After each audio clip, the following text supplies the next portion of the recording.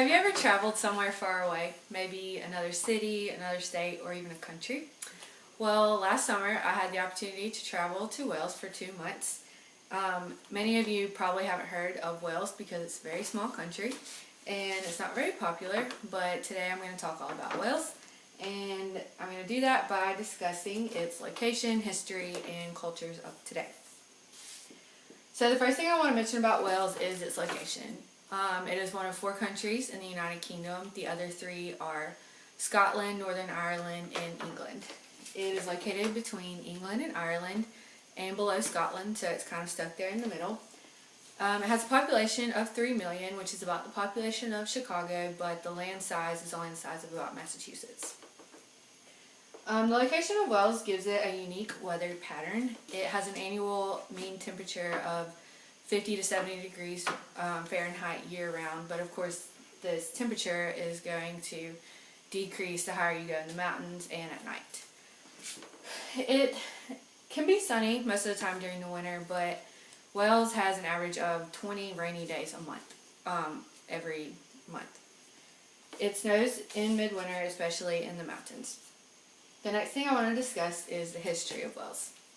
Wales was founded in 1056, and it was founded originally as a Roman Catholic nation, and throughout the years it saw movements of Calvinism and Methodism, but the most significant movement was the Welsh Revival. This began in 1904 with a man named Evan Roberts. He was awakened every night around the same time, and so for hours in the middle of the night he would meet with God.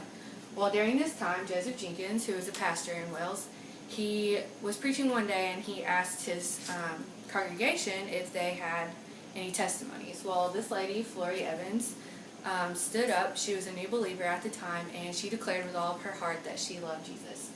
This sparked the Welsh Revival, where thousands were saved. Wales also is very popular today, and even though the history of Wales is very inspirational, I'm going to talk about Wales today. So it's definitely known for its beautiful land, delicious food, and sports. If you were to drive through Wales, you would most likely see a lot of mountains, countryside, beaches, and definitely castles. There are over 130 mountains in Wales. Most of these are 15 of these are over 3,000 feet tall. The tallest one is Snowdon. It's located in North Wales, and it's 3,500 feet tall. It is the second tallest point in the British Isles, outside of Scotland. In the countryside, the most common site there is sheep. There is a 3-to-1 sheep to person ratio, which is a lot of sheep, and there are definitely more sheep than any other animal in Wales. So the beaches in Wales sit on the Irish Sea. There are over 150 stretches of beachland, and these are not like any beaches that we find like here in Alabama. They don't really have a whole lot of sand. It's mostly rocks, but it's beautiful clear water, and usually there's a lot of mountains behind it. You will definitely see a lot of castles if you drive through Wales. There are 7,500 people per castle, and there are more castles per square mile than any other country. The thing that I love most about the castles in Wales is they each hold a really unique story, and they date back a really long time. 2 that I researched on a United Kingdom website, and I also got to visit these, are Dolbadarn Castle, which is in Llanberis, Wales, and Carnarvon Castle. Dolbadarn Castle was originally built in the 13th century, and it was built by a prince specifically for military use. But after this prince died, his brother was held as a prisoner for over 20 years in the top, but now it's just a tourist castle. The next one is Carnarvon Castle. I lived about 5 minutes from here last summer, so I got to walk around the walls of the castle a lot. It was built in the 1200s for military, but it was also built for royal purposes. King Edward I wanted to build this castle so that his son could be born there and become prince.